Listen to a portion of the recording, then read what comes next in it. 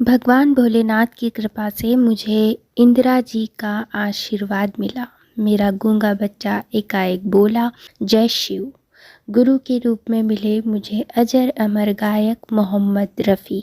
ये बातें सुविख्यात गायक ओम शरण वर्मा ने एक मुलाकात में कही। ओम शरण संपादक राजकुमार हंस से चर्चा कर रहे थे। मुलाकात का संपूर्ण ब्यौरा इस प्रकार है।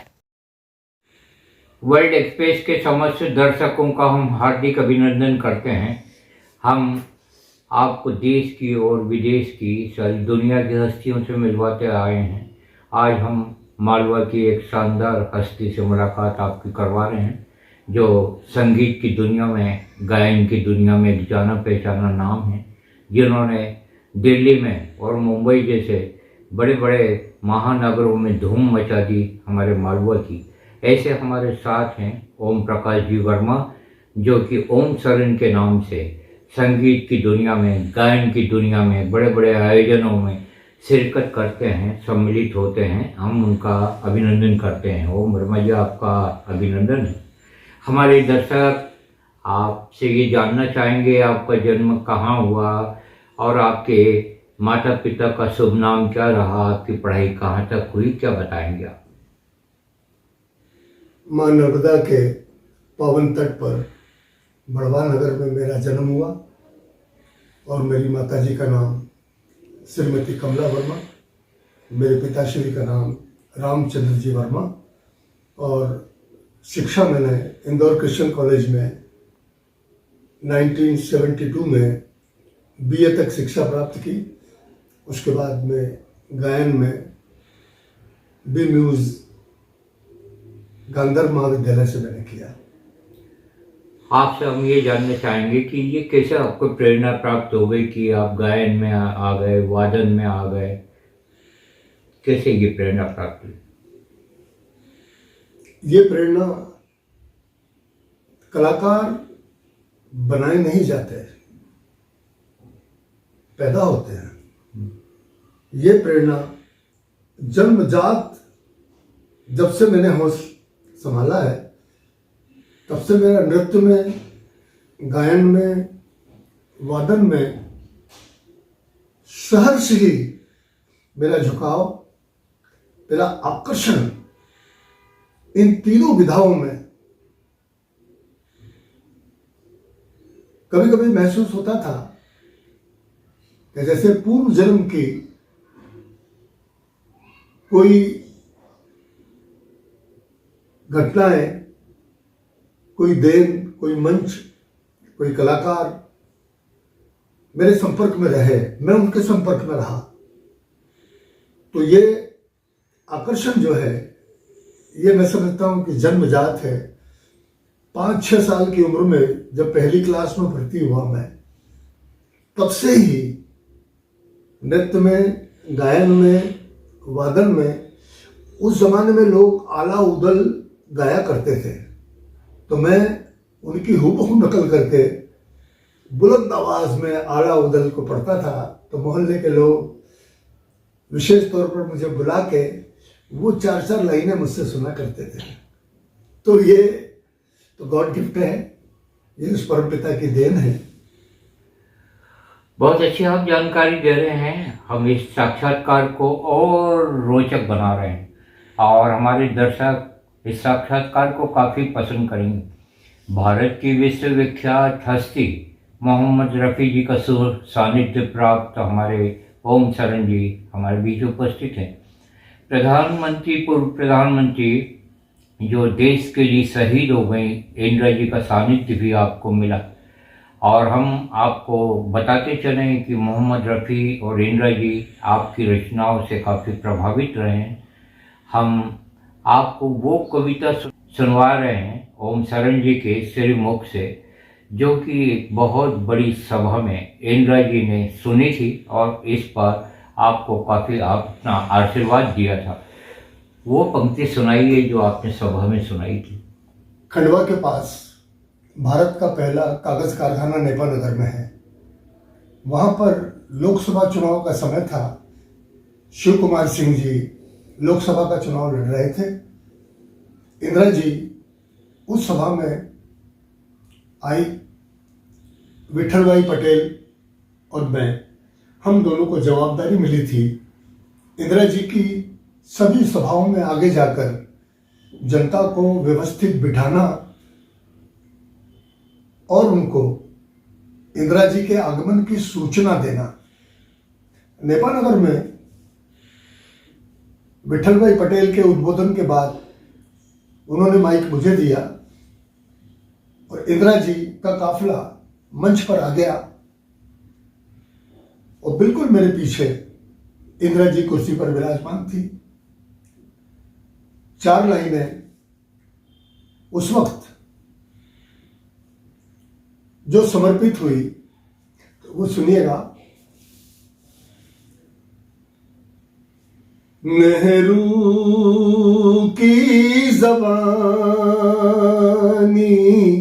क्या बात, याद आई, नेहरू की जबानी याद आई, इंदिरा का जमाना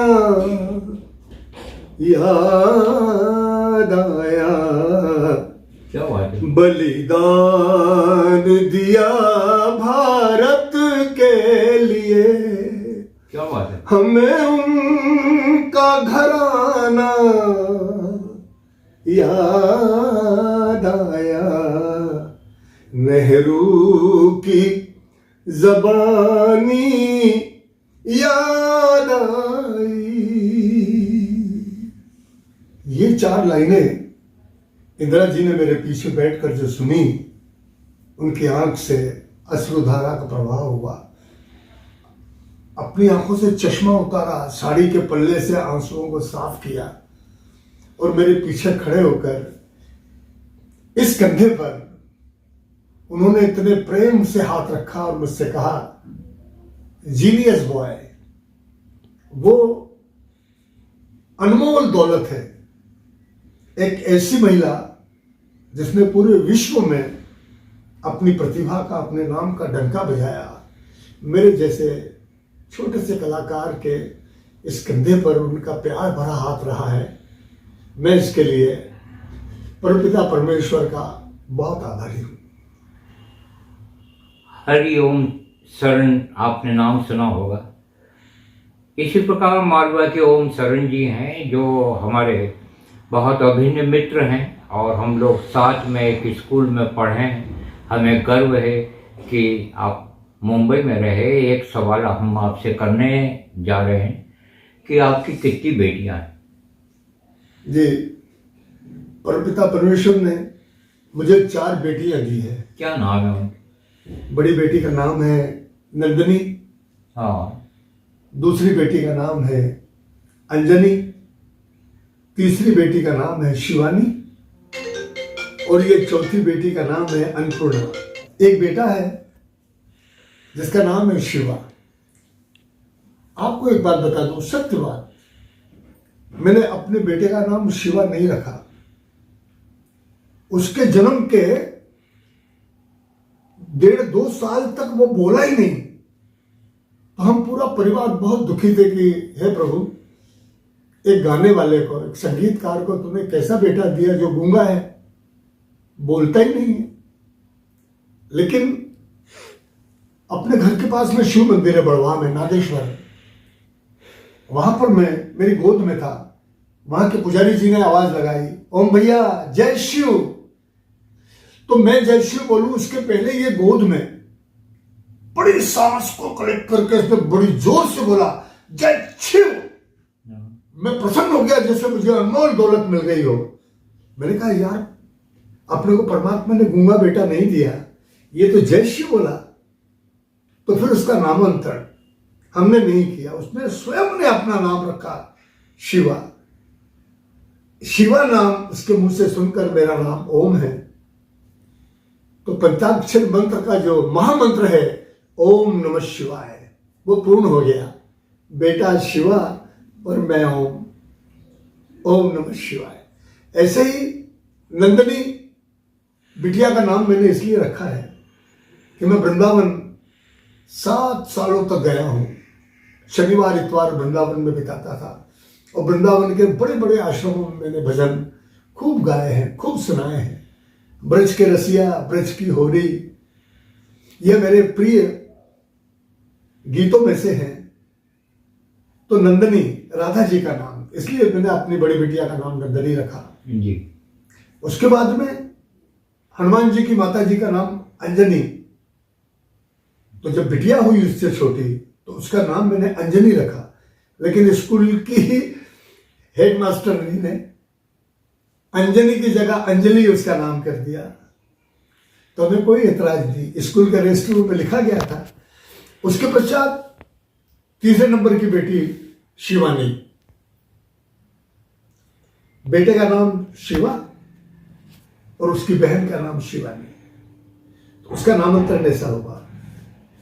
सबसे आखिरी में ये जो 5वें नंबर की मेरी बिटिया है, इसका नाम है अन्नपूर्णा। इसके जन्म के बाद से हम कलाकार हैं, हमारे जीवन में उतार चढ़ाव बहुत आते रहते हैं। एक कहावत है, कभी घी घना, कभी मुट्ठी चना और कभी वो भी मना। क्योंकि सरस्वती और लक्ष्मी की आपस में दोनों बहनें हैं, लेकिन उनका तालमेल बहुत मुश्किल से होता है। और जहां हुआ है वहां लता मंगेशकर भारत रत्न बनी है, मोहम्मद रफी भारत के चहेते बने, महेंद्र कपूर देशभक्तों के दिलों में राज करने वाले हुए हैं। लेकिन हमारे लिए तो वो घड़ियां जो है वो शायद परपिता परमेश्वर आज नहीं तो कल वो जरूर नसीब होंगी। बहुत अच्छा आपके विचार हैं। कौन कौन से फिल्म डायरेक्टर आपको अच्छे लगते हैं, संगीत डायरेक्टर, क्या नाम बताएंगे आप? संगीत के जिन्होंने ऐसे अमर गीतों का, अमर गीतों को कंपोज किया, उनकी धुनें बनाई, उनमें मदन मोहन जी, लक्ष्मीकांत प्यारेलाल जी, सलील चौधरी, कहीं कहीं पर उषा खन्ना जी ने, और सबसे ज्यादा मैं जिन्हें कलयुग का सूरदास का अवतार मानता हूं, जिनका सानिध्य मुझे बहुत मिला, स्वर्गीय रविंद्र जैन, जिन्होंने रामायण में ऐसे पदों की, ऐसे गीतों की रचना की है कि जब तक रामायण रहेगी तब तक रविंद्र जैन रहेंगे। इस कलयुग में मेरा अंतर्मन कहता है, सूरदास जी का जन्म रविंद्र जैन के रूप में हुआ, और जिन्होंने रामायण का निर्माण किया, रामानंद जी सागर, मेरी नजर में वो कलयुग के तुलसीदास हैं। रविंद्र जैन जी ने जितने भावपूर्ण तरीके से रामायण में पदों को गाया है, लिखा है, न भूतो न भविष्यतो, इतना अच्छा शायद ही कोई लिख पाएगा, शायद ही कोई गा पाएगा। रविंद्र जैन जी, उनके शरीर में आंखों की रोशनी नहीं, आंखों की रोशनी से ज्यादा मन की रोशनी थी उनके पास। वो अंतर्मन से देखते थे और फिर रचनाओं को करते थे और फिर गाते थे। तो मैं उनका बहुत प्रशंसक हूं, और उनके साथ बहुत समय परमात्मा ने मुझे दिया, उनका सानिध्य मुझे प्राप्त हुआ, उनका सहयोग मुझे प्राप्त हुआ है। आपने मोहम्मद रफ़ी जी का दर्शन भी किए हैं, उनका सुसानिध्य प्राप्त किया है। उनके बारे में सुना जाता है कि वो बड़े दानदाता थे, अच्छे लोगों की मदद करते थे। तो आप क्या बताना चाहेंगे उनके बारे में, मोहम्मद रफ़ी साहब के बारे में? हाँ जी, मैं 9वीं क्लास से आपके हमारे दौर से मैंने ऑर्केस्ट्रा में गाना शुरू किया था जी। तो उस समय में मोहम्मद रफ़ी के गाए हुए जितने भी गीत होते थे, चाहे वो रोमांटिक हो चाहे दर्द भरे हो, मैं बहुत दिल से गाता था और उसमें डूब जाता था।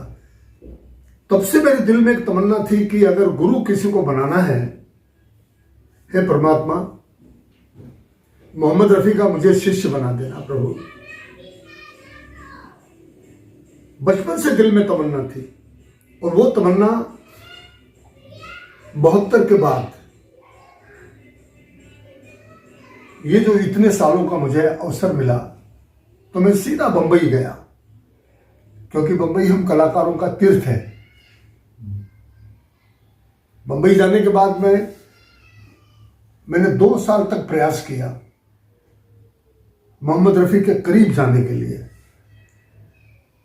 तो मैं जिस गेस्ट हाउस में रहा खार में, उस गेस्ट हाउस में सभी फिल्मों में काम करने वाले assistant director, writer, fighter, makeup man, story writer, Asad Bhopali जैसे शायर मेरे रूम पार्टनर रहे।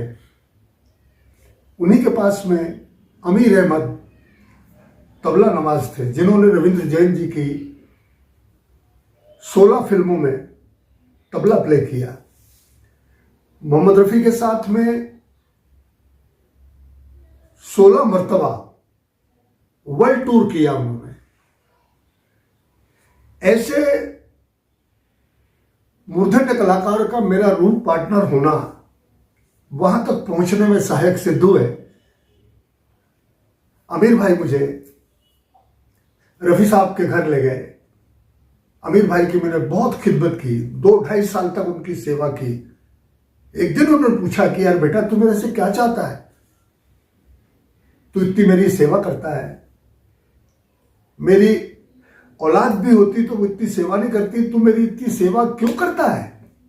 तब मैंने बताया कि भाई साहब, आप 20 सालों से रफ़ी साहब के साथ हो और रोज उनके घर आप 2-3 घंटे के लिए जाते हो, तो किसी दिन मुझे भी ले चलो। मैं रफ़ी साहब से गड्ढा बदवाना चाहता हूं, उनको अपना गुरु बनाना चाहता हूं। तब मेरी वो सेवा का उन्होंने फल दिया और मुझे मोहम्मद रफ़ी साहब के बंगले पे ले गए, मुझे मिलवाया। इसका मतलब ये आप समझते हैं, जहां चाहा वहां रहा। आपको आपके गुरु साक्षात रूप में मिल गए। तो कितने साल तक रहे फिर आप उनके साथ में? मैं उनके संपर्क में करीबन 3-4 साल तो कंटिन्यू रहा, और उसके पहले आना जाना 8 दिन में, 15 दिन में, 20 दिन में, 8 दिन में, 4 दिन में, 2 दिन में, क्योंकि अमीर अहमद जो थे, उनका प्रतिदिन का नियम था कि 2-3 घंटे रफ़ी साहब के यहाँ जाना। मोहम्मद रफ़ी जी का कौन सा ऐसा गाना जो कि बहुत अच्छा लगता हो आपको? सुनाइए, आप हमारे दर्शक आपके श्री मुख से सुनना चाहेंगे और उनकी यादों को ताज़ा करना चाहेंगे। कुछ पंक्तियाँ।